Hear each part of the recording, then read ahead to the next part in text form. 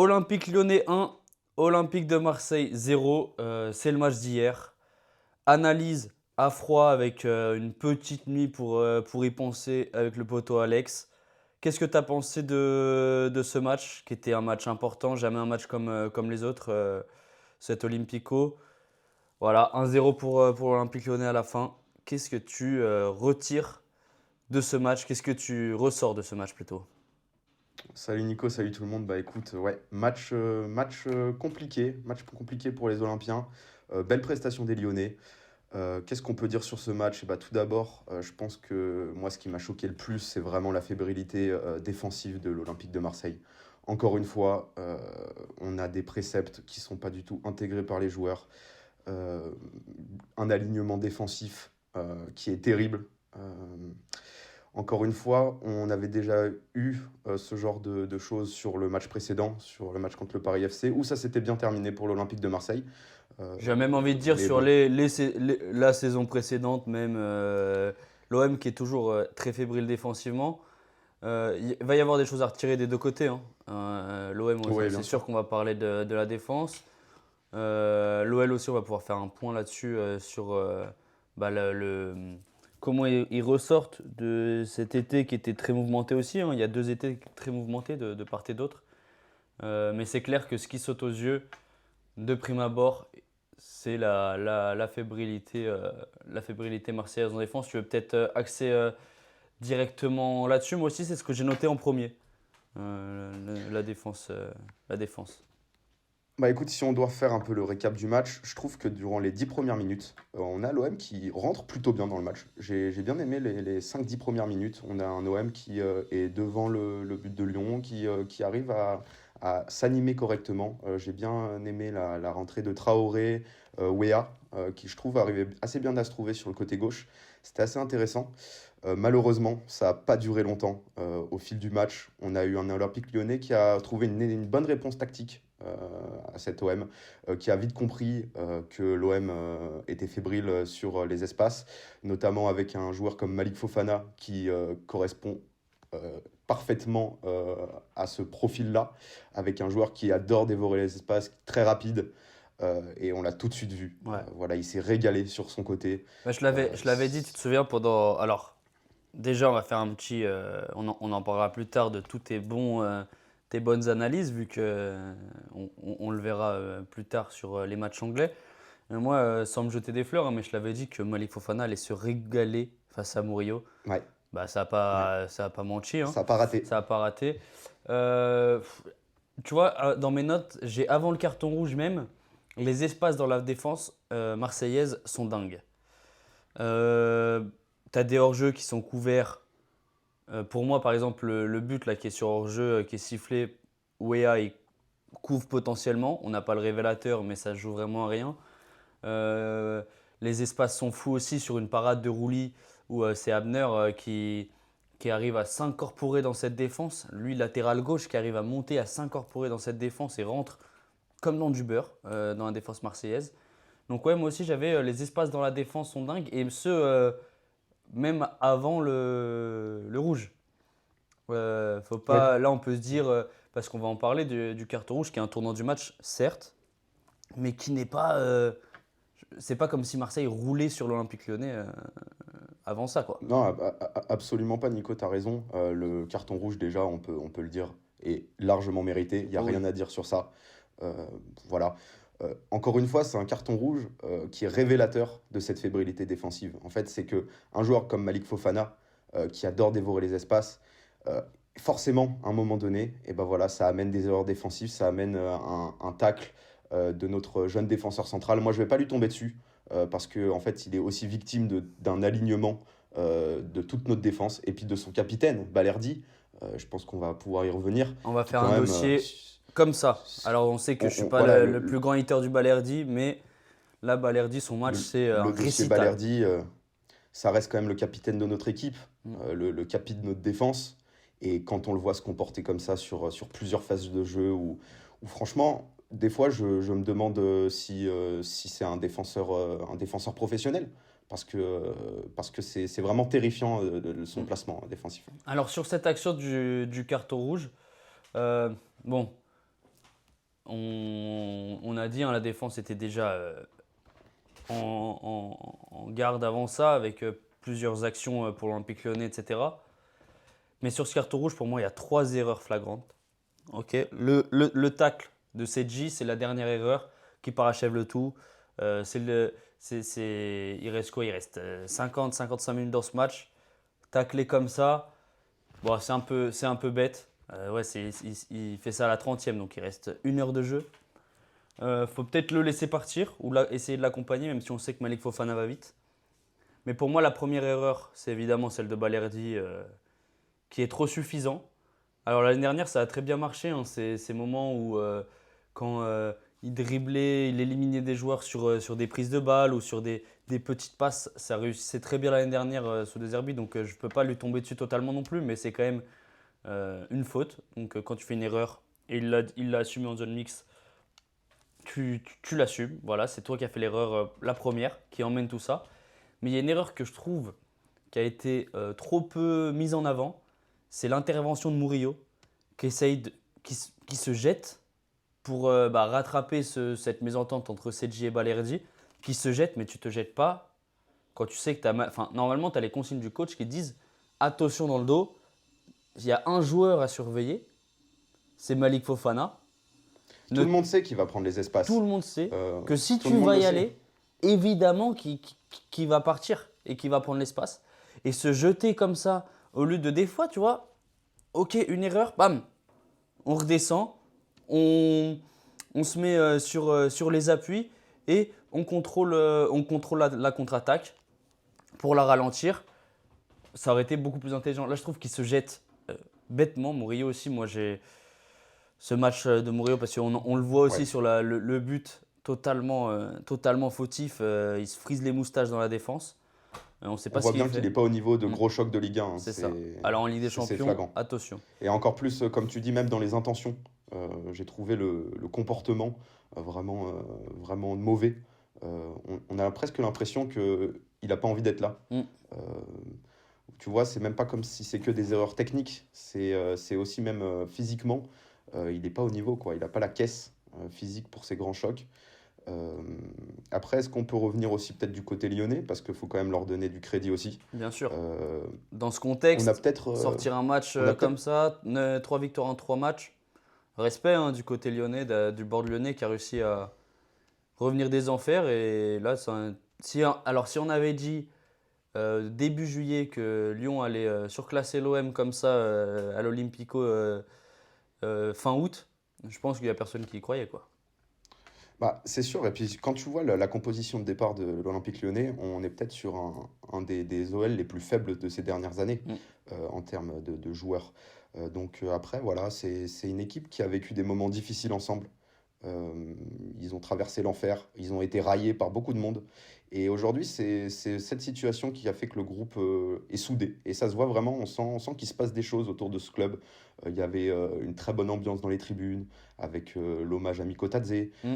Voilà, il y avait vraiment une bonne ambiance. Et j'ai l'impression que l'OL travaille. Et c'est ça aussi, on voit une équipe qui travaille. Ouais, On voit une je trouve cohérence aussi qu'il tactique. y a une certaine unité derrière Michel Kang Ouais.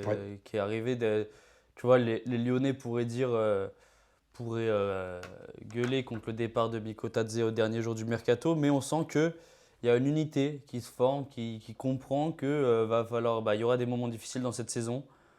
Prendre 9 points sur les 3 premiers matchs, c'est ce qui. C'était presque C'est inattendu. inespéré. Et d'ailleurs, Et je ouais. sais pas si tu as vu la stat passer, ça n'était pas arrivé pour l'OL depuis la saison 1980-1982.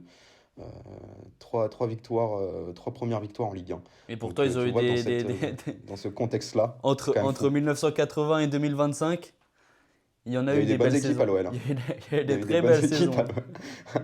Un peu plus que celle-là, en tout cas. Bah, c'est comme tu le dis, tu vois, un joueur comme Tessman, par exemple, l'américain là, qui jouait numéro 6, je l'ai trouvé hyper intéressant, même avec Morton.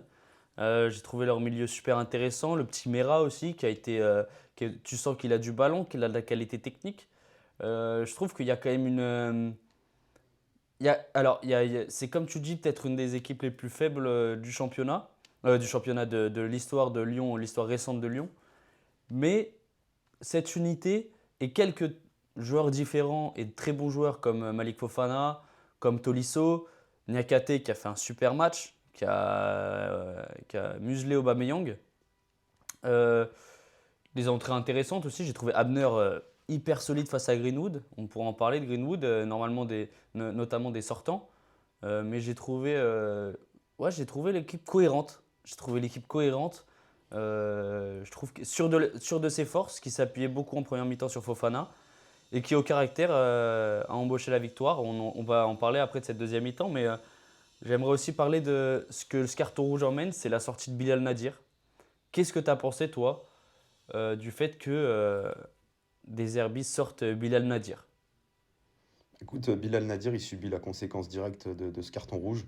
Il le remplace donc par un défenseur. Après, je peux comprendre le choix. Je veux dire, à ce moment-là, on veut essayer de protéger un résultat qui peut être nul, jouer en contre. Après, c'est sûr que ça fait peine à voir parce que finalement, c'est un peu notre sauveur de la semaine dernière. Et c'est lui qui sort. Après, c'est tactiquement, j'ai trouvé ça plutôt cohérent. Moi, il y Ça a un m'a pas truc. choqué sur le coup. Ouais, je comprends ce que tu veux dire, mais il y a un truc qui m'a dérangé, moi, c'est que que j'ai vu, même que j'ai noté avant le rouge aussi, c'est qu'il n'y avait pas assez de volume de jeu, de volume de course au milieu de terrain. Angel Gomez Non, mais n'a pas tu vois ce. aussi, il est dans un rôle de titulaire. Hmm, Il arrive dans un bourbier à l'Olympique Lyonnais. Euh, Tu vois, c'est pas facile aussi bien le sûr. contexte tout autour en plus, il a même pas le temps de s'exprimer sur tout un match puisqu'il sort à la 30e. Je pense qu'on peut pas faire une analyse Ah non, vraiment mais complète de Nadir sur ce justement, match-là. je dis pas assez de volume de jeu de Nadir, je parle du milieu de terrain en Ah, général. d'accord. Ouais, ouais. Et surtout, justement, c'est là où je veux mettre l'accent et la lumière sur Nadir, c'est peut-être le seul qui, justement, avait ce coffre-là pour répondre à l'intensité physique que mettait Tessman, que mettait Morton, et Mera dans une autre mesure avec Tolisso qui bougeait beaucoup. Heuberg et Angel Gomez, je trouve que c'est très bien quand tu as le ballon, que tu veux tout faire tourner, etc. etc. Mais niveau coffre, même si Heuberg, on l'a vu faire des courses jusqu'à la fin, voilà, c'était pas non plus son match le plus catastrophique, même si c'était pas non plus exceptionnel, c'était très Non, mais moyen. toute l'équipe a été mauvaise de Mm. toute façon en général, hein. C'est difficile de sortir vraiment quelques individualités. Mais C'est tout le groupe c- qui est mauvais c'est là où la sur ce perte de match-là. Rabiot, elle fait du mal quoi, au milieu de terrain, c'est que c'était ce mec qui avait du Ah non, coffre, qui avait du volume de jeu, qui était le milieu ouais. box-to-box, qui était là partout. Et Nadir était peut-être le seul mec qui avait cette capacité quoi. Et tu le sors moi, j'aurais peut-être, tu vois, changé Gomez, tu vois, au moins, ça avait quand même un peu de la créativité et tout. Gomez, tu sens que à 10, quand tu es à 10, bah, c'est compliqué, quoi. C'est pas le joueur le plus rapide, c'est un joueur très bon dans le contrôle, sur, sur la contre-pression, qui a du très bon ballon, qui trouve des petites passes au milieu de terrain. Mais ouais, je trouvais que le volume de jeu du milieu de l'OL a surclassé celui de l'OM, et ce même avant le rouge. Alors après le rouge et la sortie de Bilal Nadir, bah, c'était d'autant plus flagrant. Et si on peut parler de la sortie de Nadir, on peut parler de l'entrée de Cornelius qui, sur le départ, a fait un match de tonton. Très bon match, Ouais, voilà, très très respect. bon match de Cornelius. Mm. En plus, Bon on vent sait l'ami, tu il restes est sur. en instance de Ouais, départ. J'ai trouvé ça beau qu'il se donne vraiment à fond c'est parce ça. que Ça restera sur une c'était. bonne note. Il restera Et sur tu une vois, bonne note.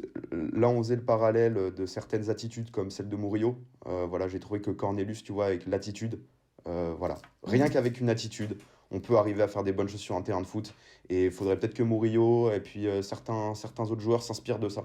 Euh, parce que, Est-ce que parce qu'aujourd'hui, les attitudes sont terrifiantes. quand tu parles de certains autres joueurs, tu parles de Boisvert, de Mason, qui est sorti Ouais, à la mi-temps ouais, ouais. notamment? Qui est censé être un cadre de l'équipe. On l'attend. Et j'ai trouvé que dans le comportement, en fait, bah, je sais pas, il a peut-être pas envie d'être là, il a peut-être pas envie de jouer ses chocs.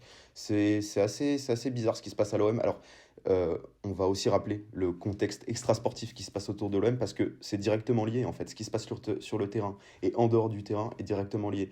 On est rentré dans une crise sportive avec ce résultat d'hier, mais ce résultat et cette crise sportive, elle est tirée d'une crise qui est extrasportive Hmm. parce qu'on sait que travailler dans un groupe où ce n'est pas sain en ce moment. Voilà, c'est un groupe qui a explosé avec deux joueurs cadres, un joueur cadre, Rabiot, qui est parti à Milan. On l'a juste appris après le match, voilà, pour finir cette belle soirée pour les Marseillais. Voilà, on est dans un cadre qui n'est pas sain. Et en début de saison, on sait que c'est important pour les joueurs de se sentir bien. Et voilà, c'est tout cet environnement qui fait qu'aujourd'hui, on a l'impression qu'il n'y a plus aucune cohérence collective dans l'équipe. Pour moi, j'ai l'impression, voilà, c'est 11 joueurs qui se sont rencontrés hier et qui font un match de foot. Ouais, Voilà, mais il n'y a rien, il n'y a rien, il n'y a pas de collectif. c'est ça. Quand tu vois les célébrations à la fin du match de Lyon, euh, qui mettent en avant Mikotadze, qui sautent tous ensemble, on voit vraiment un collectif Un club de foot. Ouais, un club. Je suis d'accord avec toi. Et puis au-delà de ça, Mason, c'est pas la première fois qui sort à la mi-temps dans un gros choc. On se souvient contre le PSG l'année dernière, c'était ça, au Vélodrome.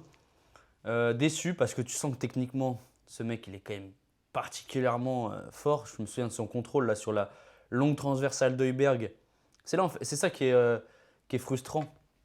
C'est que tu vois que tu as un mec comme Heuberg qui est capable de faire sur un coup franc, hop, balle arrêtée, boum, une passe de 50 mètres dans les pieds d'Heuberg. Heuberg qui la contrôle magnifiquement. Je ne sais pas si tu vois de quelle action je parle. Oui, oui, oui. Et après, il la contrôle. Tu fais un contrôle magnifique. Tu es face à Abner, qui l'a muselé. Ok, mais tu es censé être Mason Greenwood, grand espoir du football européen. Alors certes, voilà, il y a eu ces côtés extrasportifs qui ont fait énormément de mal à sa carrière, mais tu es censé être, censé être un des joueurs majeurs de la Ligue 1. Tu fais ce contrôle, tu rates le duel juste après, et c'est même pas t'essayes de dribbler ou quoi, t'as l'impression que c'est ouais, bon, je le dribble, si je passe, je passe, si je passe pas, je passe pas. Et juste après, t'as Fofana sur l'action suivante, ou 5 minutes plus tard, qui prend Murillo, mais tu sais que le mec, il va face à Murillo, c'est pour le manger. C'est pour le manger. Il fait un Mhm. crochet, hop, frappe. Et ça termine par une frappe, et c'est Rouli qui fait un super match. Qui fait un très bon match, qui la sort. Parce qu'il en a fait quand même pas mal des parades roulées. Ouais, merci Rouli, parce que sans Euh, lui, oui, ça serait peut-être pas terminé en 1-0, mais tu plus en 2 finis ou le match à 3-0. 17 tirs pour Lyon, 5 pour Marseille. Ça pique quand même. Sans Rouli, ça peut être plus salé, surtout en première mi-temps, parce que Lyon a fait une très très bonne première mi-temps.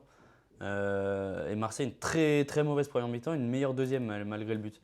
Mais ouais, tu vois la différence d'un mec Fofana, et pourtant Fofana, il aurait plein de raisons de pas se la donner de fou quoi. Mec, il aurait pu partir cet été au Bayern peut-être. Euh, on sait que bon, voilà le mercato, Oui, ben, il est c'est un fou. joueur de grande classe, donc il aurait pu être convoité par pas mal de grands clubs, ça C'est c'est sûr. ça. Il a encore prouvé sa qualité ce soir. Et le mec se la donne quoi. Le mec veut montrer que ok, il est à Lyon, un an de plus, bah il va être là, il va falloir compter sur lui cette saison. Non, Mason, il m'a déçu. C'est un joueur, on sait hein, que footballistiquement, j'adore, mais là, voilà, c'est pas dans les attitudes, etc. Est-ce que Deserbi a été courageux de le sortir parce que c'est aussi peut-être le joueur qui sur un. On a vu plusieurs matchs hein, de lui comme ça où il a sorti des premières mi-temps aussi pauvres et en deuxième mi-temps il t'a mis un doublé quoi. Donc Oui, bien sûr, c'est un joueur de classe, donc bien sûr que sur une action, il est toujours capable. Après, moi, ça, encore une fois, les changements de De Zerbi m'ont pas forcément choqué. Même, ça lui donne plutôt du crédit sur la deuxième période, parce qu'on voit il y a toute une bonne partie de la deuxième période où finalement l'OL a une possession, mais qui est stérile. hmm, Euh, voilà, ils jouent un peu au handball devant la cage. Ils n'arrivent pas trop à trouver des joueurs dans la surface de réparation. Je trouve que le bloc défensif de l'OM est plutôt cohérent. ouais. Et On a dangereux en même, contre. voilà, l'Olympique de Marseille a même deux actions plutôt dangereuses où voilà, ils auraient pu encore une fois réaliser un braquage. Euh, voilà, malheureusement, ça peut pas se passer comme ça à tous les matchs. Euh, Des Herbiers qui essayent de faire comme l'année dernière. L'Irola Garcia. Bon, ça marche pas tous les ans, hein. L'année dernière, ça a marché miraculeusement de faire entrer l'Irola et Garcia, pas cette fois. Que l'Irola, je trouve, a fait plutôt une bonne rentrée, hein, mais bon, c'est pas non plus fou, mais respectable. Garcia aussi, même si bon, quand tu vois sur le papier à la mi-temps, tu changes Greenwood pour Garcia, ça en dit quand même beaucoup sur l'état d'esprit, quoi, sur ton envie de gagner ce match ou non. Mais comme tu dis, il y a deux actions très intéressante, une frappe d'Heuberg, bien servie bien décalée par Obama, il me semble, et Traoré qui tente une petite talonnade, qui a fait un bon match, Traoré, ouais, hein, très, très, ouais, très bon il match. doit peut-être se retourner et tirer un peu Ah, là, fort, tu non, dois sur miner là. cette action au lieu de. Ouais, Ouais. À 10 contre 11, t'arraches la cage. 10 contre 11. Là, ouais.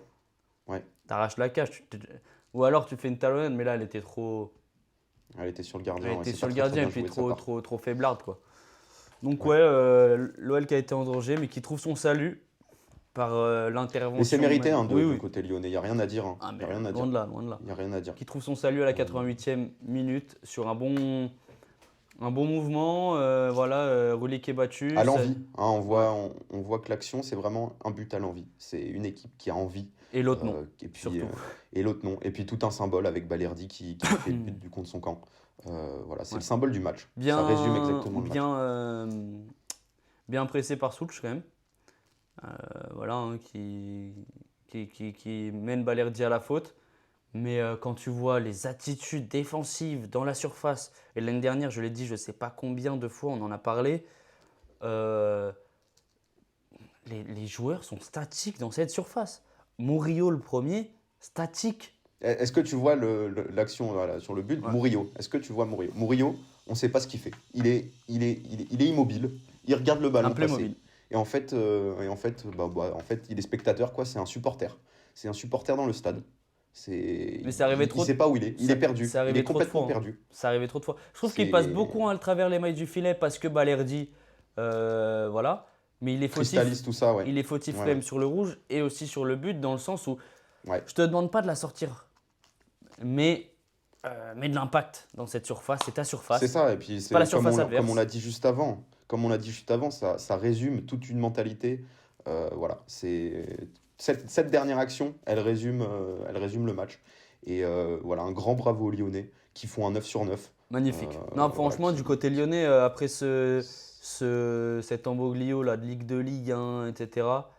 c'est magnifique. C'est des belles histoires que nous offre le foot aussi. Ouais. Hein. C'est Non, ça le franchement, football. respect. Respect à l'Olympique Lyonnais. On Personne. sait hein, qu'on n'est pas les plus fervents supporters de ce club. Mais quand c'est bien, il faut le dire. Et puis, on a quand même beaucoup d'amis lyonnais, Mhm. potentiellement, qui vont regarder cette vidéo, qui vont se reconnaître.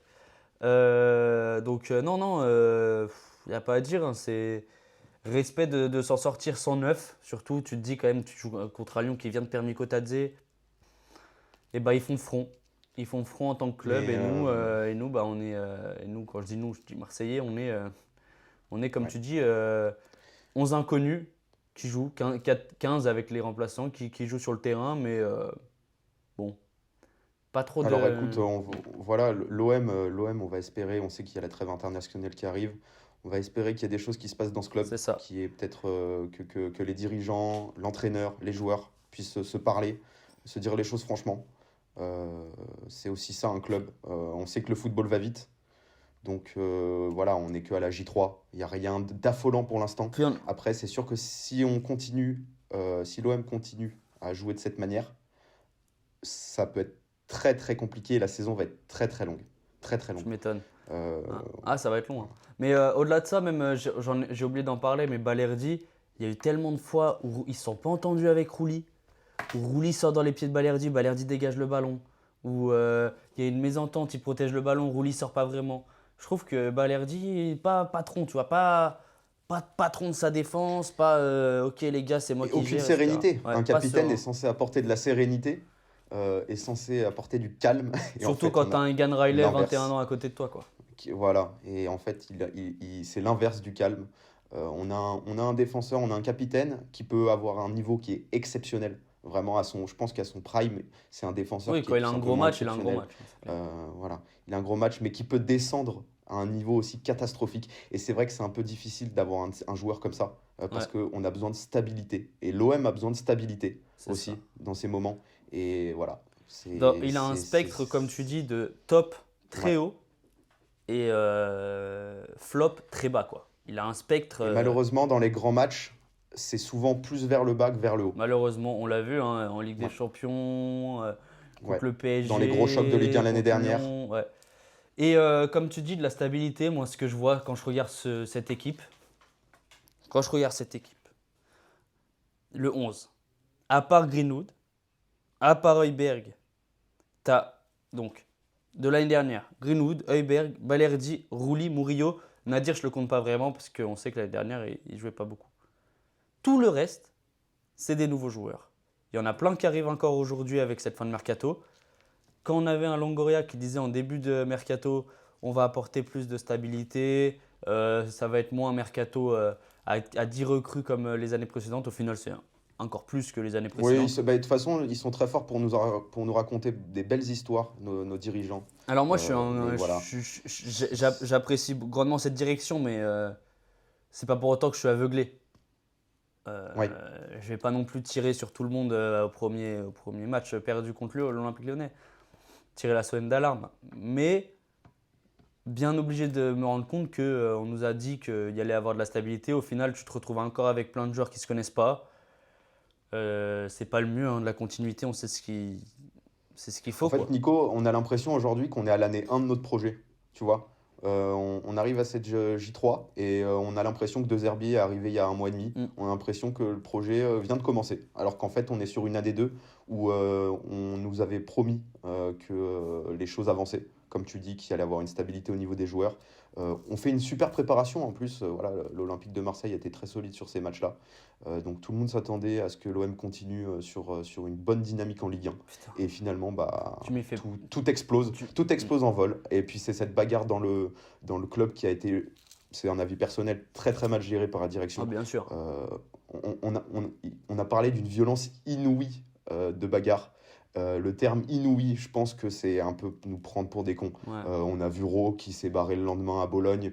Sur les images, le mec avait pas de cocard, n'avait rien, il était Ouais, on souriant. va pas refaire. Donc Ouais, il bien va sûr. falloir. Voilà. Valbuena est monté au créneau aussi hier, a dit que il y a des bagarres, ça arrive, dans tous les vestiaires, mais que ça avait été géré dans le club, Bien en sûr, ça doit interne, se gérer en interne. et c'est comme ça que ça doit se gérer. Là, Mais on en ça a été reparlera quand on fera vraiment le le débrief du spectacle. mercato Mais oui, oui, marseillais parce que c'est un. on en reparlera. Ça Mais sera. Mais beaucoup de c'est choses à vrai que dire quand là-dessus tu quand dis même. ça, moi, j'ai pas vu l'équipe que j'ai vue par exemple contre Aston Villa ce Ouais, soir contre Lyon. Parce que je suis ouais. désolé, tu fais le Donc, match que tu tu vois, fais contre Aston Villa, tu c'est le quand gagnes ce même, match. c'est quand même toute cette histoire extrasportive qui donne un résultat catastrophique C'est sur le ça, terrain. L'équipe a totalement changé, on la reconnaît plus. c'est ça. On va voir maintenant. Lyon leader, co-leader avec le PSG dans cette J3.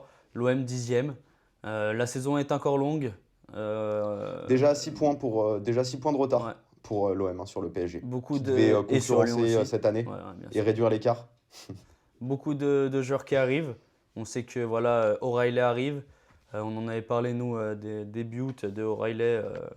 Bon, pas en vidéo, plutôt autour d'un petit verre. Mais voilà, que ça serait pas mal un Mathis O'Reilly. On verra. Aguerd, moi, je suis confiant parce que s'il n'est pas blessé, c'est un top défenseur. Je l'ai dit hier en vidéo. On va voir. Très, très déçu pour Gertrude, qui va donc s'engager avec Sunderland. Mais à voir. Les nouveaux joueurs qui vont arriver. Mais bon, moi, j'ai plus envie de dire ouah, c'est génial, c'est génial. Les mercatos, on a tous dit que c'était génial. On a fini 8e. Donc, on va voir, on va laisser travailler les dirigeants. De toute façon, bon, après, dans ce club, on ne sait jamais, hein, ça se trouve, dans un mois, Deserbi n'est plus là. Mais Ouais, on, ouais. on va laisser les gens travailler, voir ce que ça donne. Mais La trêve va faire du bien. mm, La trêve va faire du bien. ouais. Et voilà, respect à Lyon. Alex, d'autres choses à rajouter ou on a fait le tour de ce match? Non, écoute, je pense qu'on a fait le tour, hein. Ouais, 30 minutes sur le match, c'est pas mal. Petit mot simplement pour te dire bravo. Tu avais annoncé Haaland buteur et plus de 2,5 buts dans le match dans ce Brighton City. Et en plus de ça, tu avais dit un match pas facile pour Ouais, City. un match piège, hein. Sous-entendu que Ouais. Brighton pouvait s'imposer 2-1 avec un but de Haaland. Donc là, c'est du 100%. Tu avais dit match très tendu entre Liverpool et Arsenal. 1-0 à la toute fin du match sur un coup franc magnifique de Szoboszlai. On va peut-être faire une vidéo, hein, pour en parler Ouais, du ouais, ouais. Il y a week-end en beaucoup de choses à total. dire aussi. Mais Ouais. voilà, bravo. Et sans me jeter des fleurs, moi je l'avais dit à Lyon, attention à Fofana, mais bon, ça c'était un peu facile On a à été dire, plutôt bon hein. pour une première preview, hein, je trouve. C'est ça. Ouais, ça va, on s'en sort bien. Ça sera peut-être pas ça toute la saison, mais Faut en on va, profiter ouais, on quand va ça en marche. profiter. Alex, à plus, les gars, Salut. abonnez-vous, likez, commentez comme vous voulez, vous faites ce que vous voulez, vous le savez. Et on se retrouve soit dans la journée pour une deuxième vidéo. Ou alors, demain, on va peut-être parler un peu des mercatos ou faire nos previews de la saison dans ces prochains jours. Yes, Ciao! yes. Ciao Nico.